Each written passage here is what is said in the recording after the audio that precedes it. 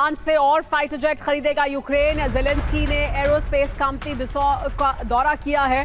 Dassault से और विमान खरीदने की ये कोशिश है जेलेंस्की की। डील को लेकर डसॉ से के सीईओ के साथ भी मीटिंग हुई है। डिफेंस डील से रूस पर दबाव भी बढ़ेगा। देखिए, तस्वीरें भी सामने आई हैं तब जबकि दौरा किया इस कंपनी का। सीईओ के साथ मुलाकात हुई है जेलेंस्की की, और ये अगर डिफेंस डील होती है तो इससे रूस पर और ज्यादा दबाव बढ़ेगा।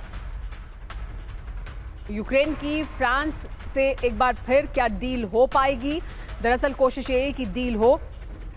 फ्रांस से फाइटर जेट खरीदेंगे जेलेंस्की, और हमारे साथ मेहमान लगातार यहां पर बने हुए हैं। लेकिन एक बड़ी बात यह है कि किस तरह से फ्रांस के साथ अहम डील करना चाहते हैं जेलेंस्की।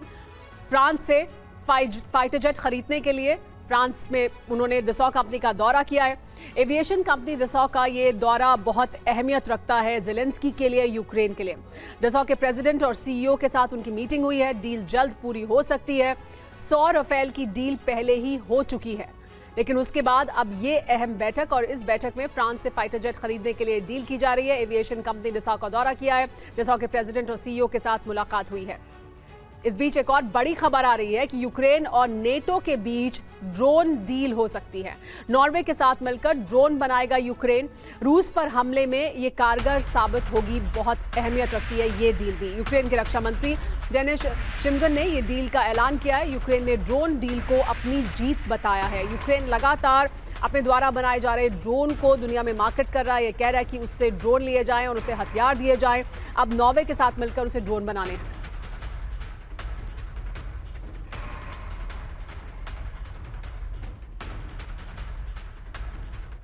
लेकिन फ्रांस से सब फाइटर जेट खरीदने की बात हो रही है, तो अपने आप को और मजबूत करने की बात हो रही है। अगर फाइटर जेट देता है तो जाहिर सी बात है रूस बार बार ही कहता है कि इस तरह के अगर आप डील करेंगे तो ये हमारी रेड लाइन है। क्या रूस के लिए एक बड़ी रेड लाइन होगी अगर फ्रांस के साथ ये डील हो जाती है?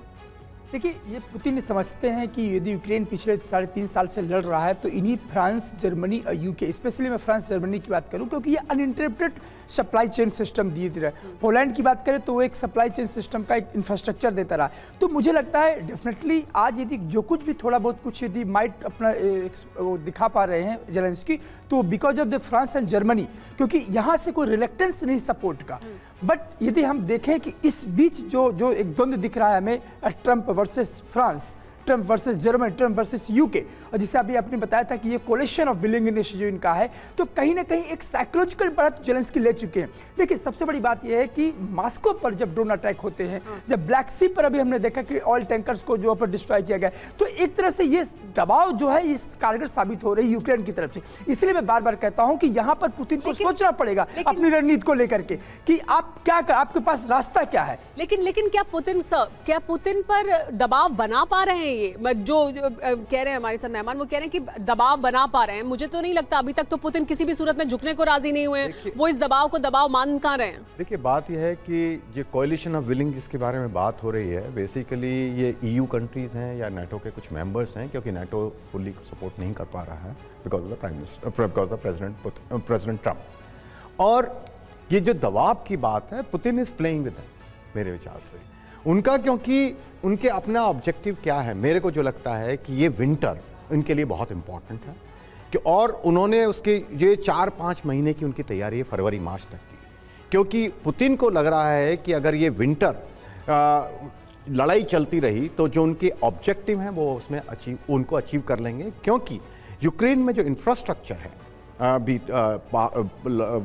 पावर हो, इलेक्ट्रिसिटी, एनर्जी हो, तो वो उनके लिए बहुत बड़ी समस्या बन गया है। वहाँ इतने ब्लैकआउट हो रहे हैं, तो वो विंटर वो सफ़र इतना ज़्यादा होगी उनकी सफरिंग कि पॉपुलेशन अगेंस्ट हो जाएगी उनकी। दूसरे, उनके पास में रिसोर्सेज नहीं है, ह्यूमन रिसोर्स नहीं है, क्योंकि यूक्रेन इज स्मॉल कंट्री।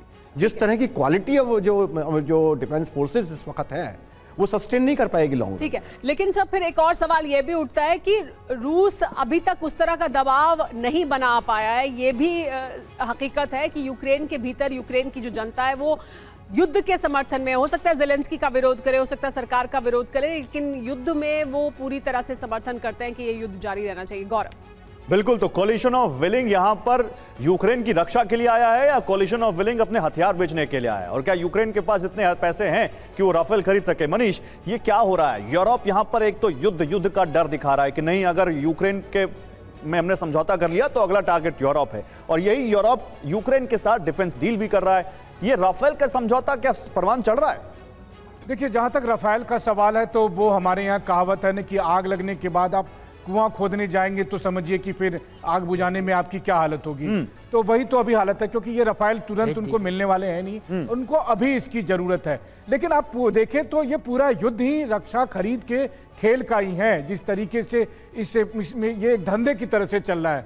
अब आप देखिए कि यूरोप ने रूस से लड़ने के लिए कुल मिलाकर 900 अरब डॉलर का एक सिक्योरिटी फंड इकट्ठा कर रखा है, और जिससे हथियार खरीदे जाएंगे। वो हथियार अमेरिका से खरीदे जाएंगे या यूरोप की कंपनियों से खरीदे जाएंगे, लेकिन इन सब में बड़ा कमीशन मिलेगा। तो जाहिर है कि ये हथियारों का खेल है, हथियारों की खरीद बिक्री का खेल है। हाँ, दूसरी बात ये जरूर है कि यूक्रेन को हथियार चाहिए, लेकिन जितनी मात्रा में चाहिए वो उन्हें मिल नहीं रहे। उनके पास सैनिक है नहीं, हथियार है नहीं, एक के बाद एक टाउन वो खोते जा रहे हैं, पोक्रोवस्क जैसे अहम टाउन। तो ऐसे में अंबासडर त्रिपाठी, जो बात मनीष कह रहे हैं इसी को आगे बढ़ाते हुए, जब अभी हथियार चाहिए, और हम जानते हैं कोई भी डिफेंस डील इतनी जल्दी होती नहीं है, सालों लग जाते हैं। राफेल उसको तब मिलेंगे तो लगता है तब तक तो अगर आज के शर्तों पर समझौता हो गया तो यूक्रेन तो अपनी 20% जमीन खो चुका होगा। तो यहां पर नीड ऑफ आवर क्या है? यूक्रेन को यूरोप हथियार दे या इस युद्ध को एक सही समझौते के तहत रुकवाए?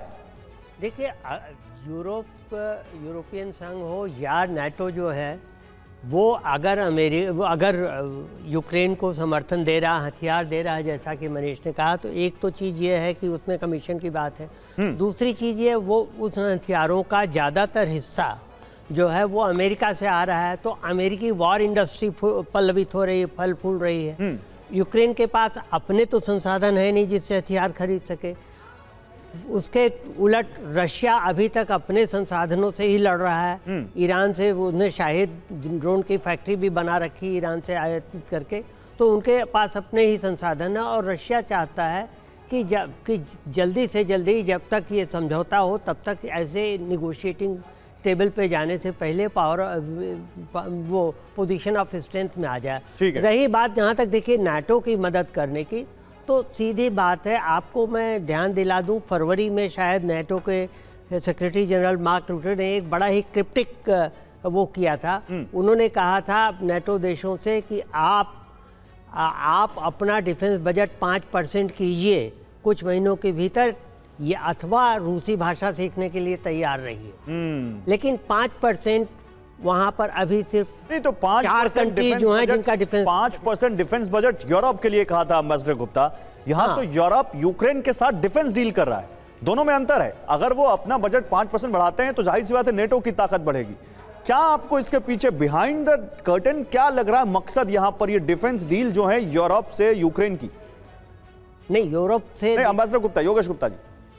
देखिए, यूरोप और यूक्रेन के बीच में जो डिफेंस डील की बात आप कर रहे हैं, हाँ, उसमें उनकी कोशिश यही है कि भाई अमेरिका के ऊपर डिपेंडेंस कम की जाए, क्योंकि अमेरिका के ऊपर रिलायबिलिटी जो है ट्रम्प के बाद जो है वो बहुत कम हो गई है। तो वो चाहते हैं कि यूरोप में जो है वो अपने जो है मैन्युफैक्चरिंग कैपेबिलिटी बढ़ाए, और जिन मुल्कों में जैसे फ्रांस वगैरह में जो इस तरह के हथियार बना रहे हैं वहाँ से ज़्यादा मात्रा में खरीदे जाए, जिससे कि अमेरिका के ऊपर उनकी निर्भरता कम हो।